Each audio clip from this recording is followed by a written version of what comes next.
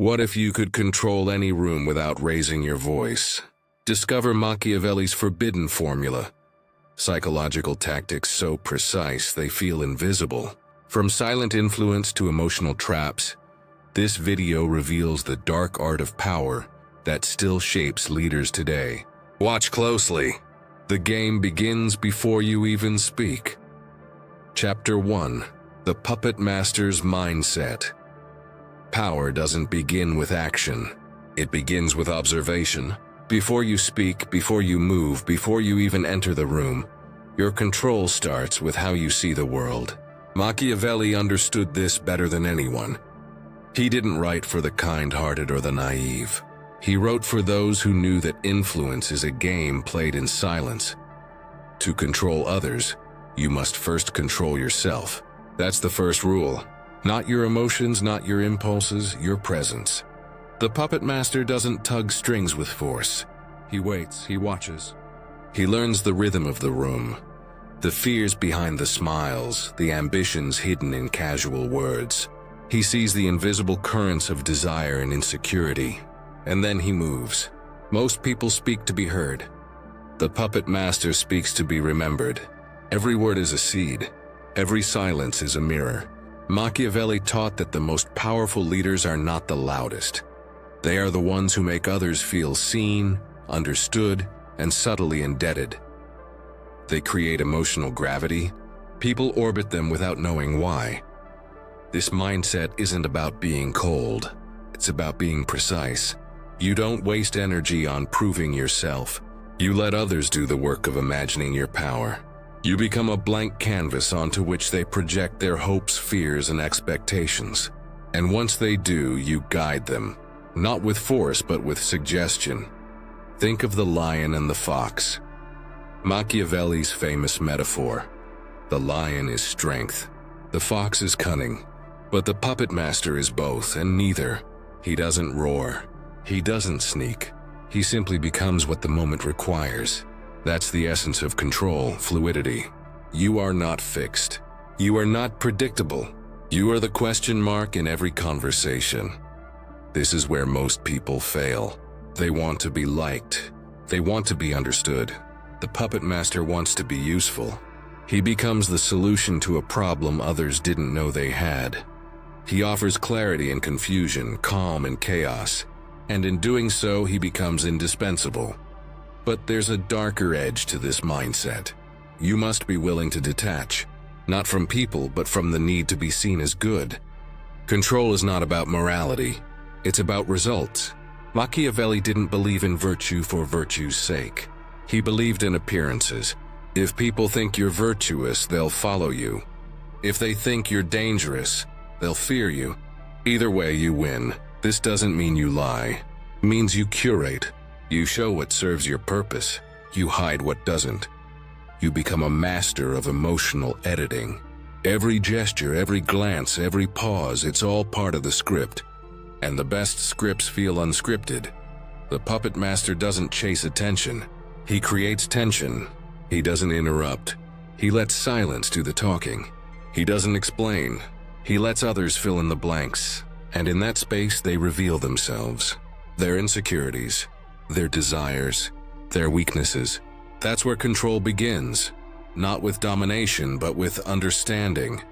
Imagine walking into a room and saying nothing. Just watching, just listening. You'll learn more in 5 minutes than most people do in an hour of talking.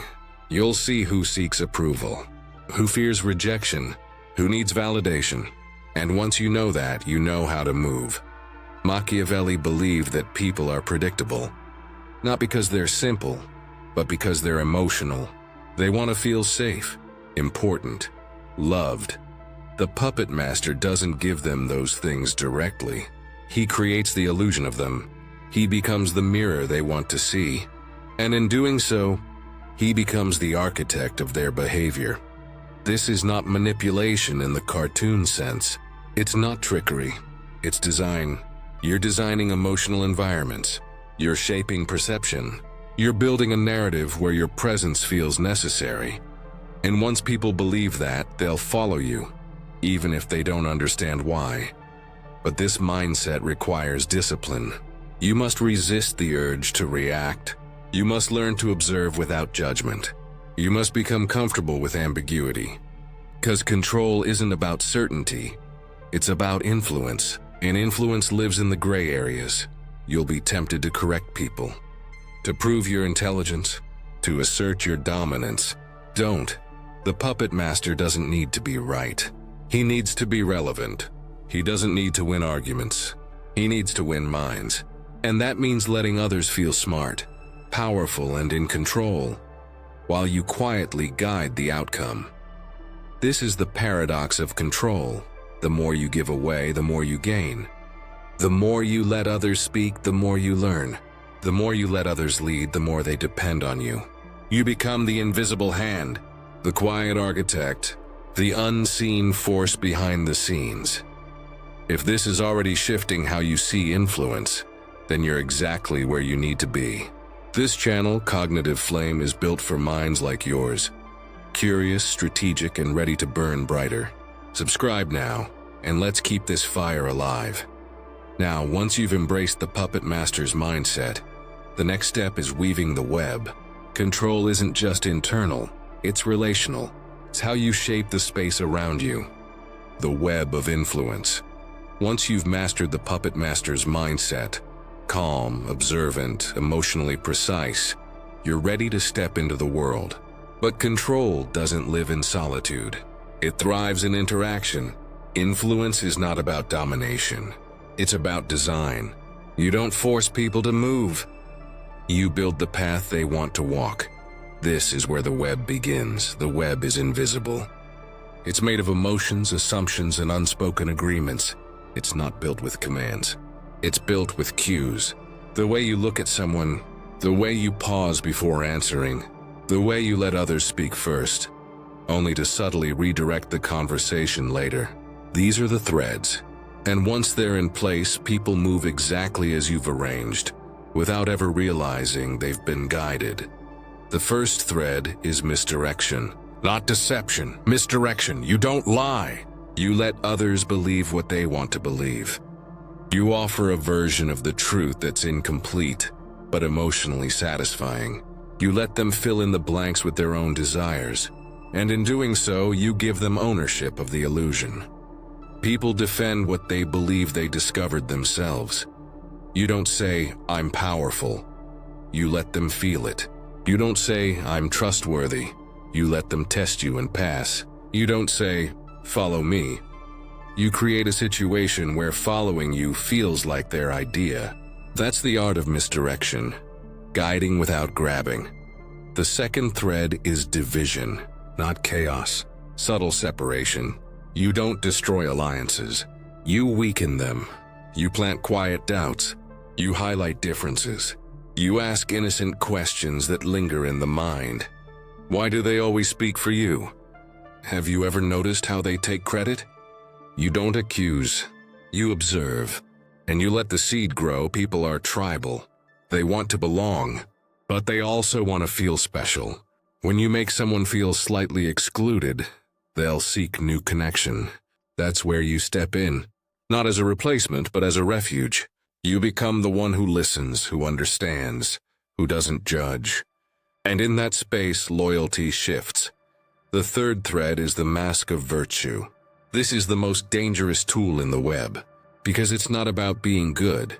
It's about appearing good. People trust what they see. If you seem honest, they'll believe you. If you seem generous, they'll follow you. If you seem humble, they'll protect you. The mask is not a lie. It's a performance. And the best performances are rooted in truth. You don't need to be flawless. In fact, a small flaw makes the mask more believable. A moment of hesitation, quiet confession, a visible struggle. These make you human. And once people see you as human, they stop questioning your motives. They assume you're like them. That's when the mask becomes armor. But the mask must be maintained. You can't let it slip. You can't show the strings behind the curtain. If someone sees the web, they'll panic. They'll feel betrayed. Even if you never lied, they'll feel manipulated. So you must be careful. You must be consistent. You must be patient. The web is not built in a day. It's woven over time. Every interaction is a thread. Every reaction is a test. You're not just watching others, you're shaping them. Slowly, quietly, strategically. One of the most powerful techniques in this stage is mirroring. Not just body language, but emotional rhythm. You match their tone, their pace, their energy. You reflect their values back to them. And in doing so, you create resonance. People trust what feels familiar. When they see themselves in you, they lower their guard. But mirroring isn't mimicry. It's not copying. It's tuning. You adjust your presence to match their frequency. And once you're in sync, you can begin to shift the tone. Gently, gradually. You lead them somewhere new without ever breaking the connection. Another tactic is scarcity. Not of resources, but of attention. You don't make yourself constantly available. You create space. You let people miss you. You let them wonder. And in that space, desire grows. People value what they can't always have. When your presence feels rare, it feels important. You also use contrast. You show up differently than others. If everyone is loud, you're quiet. If everyone is aggressive, you're calm. If everyone is desperate, you're detached. This contrast makes you stand out. It creates intrigue. People are drawn to what breaks the pattern. And then there's the power of silence. Not awkward silence. Intentional silence. You let others speak. You let them reveal themselves. You let them fill the space. And when you finally speak, your words carry weight. Because they're not just heard, they're anticipated. The web is not about control in the traditional sense. It's not about forcing outcomes. It's about creating conditions. You don't push people. You shape the environment. You design the emotional landscape. And in that landscape, people move the way you want because it feels natural. But this power comes with responsibility. If you use it carelessly, it backfires. If you use it selfishly, it corrodes. The web must be maintained with awareness. You must know when to pull back, when to release, when to let people go. Because true control is not about holding tight. It's about knowing when to loosen the thread. Chapter 3.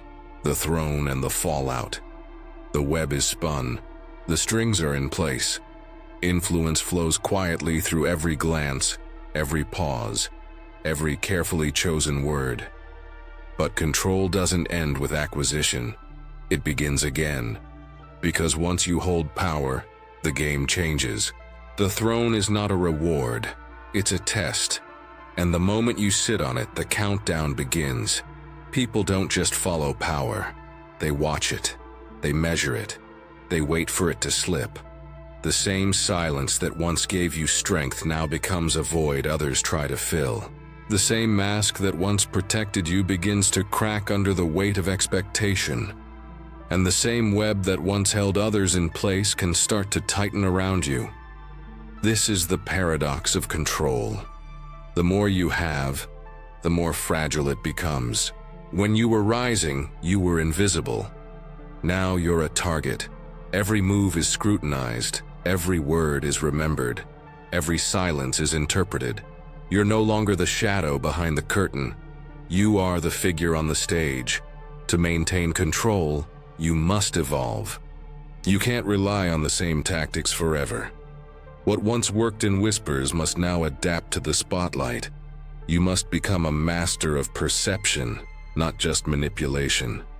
People must not only feel your influence, they must believe in your presence. Not fear it, not question it, believe in it. This is where many fall. They cling to the old tools. They keep pulling strings that no longer reach. They try to divide when unity is demanded. They try to misdirect when clarity is needed. And slowly, the illusion fades. The mask slips, the web unravels. To survive the throne, you must learn restraint. Not every challenge requires a response. Not every threat must be crushed. Sometimes the most powerful move is to do nothing and let others reveal themselves. Let them overreach. Let them expose their own ambition. You don't need to strike, you need to endure. But endurance is not passivity. It's precision. You act when the moment is right.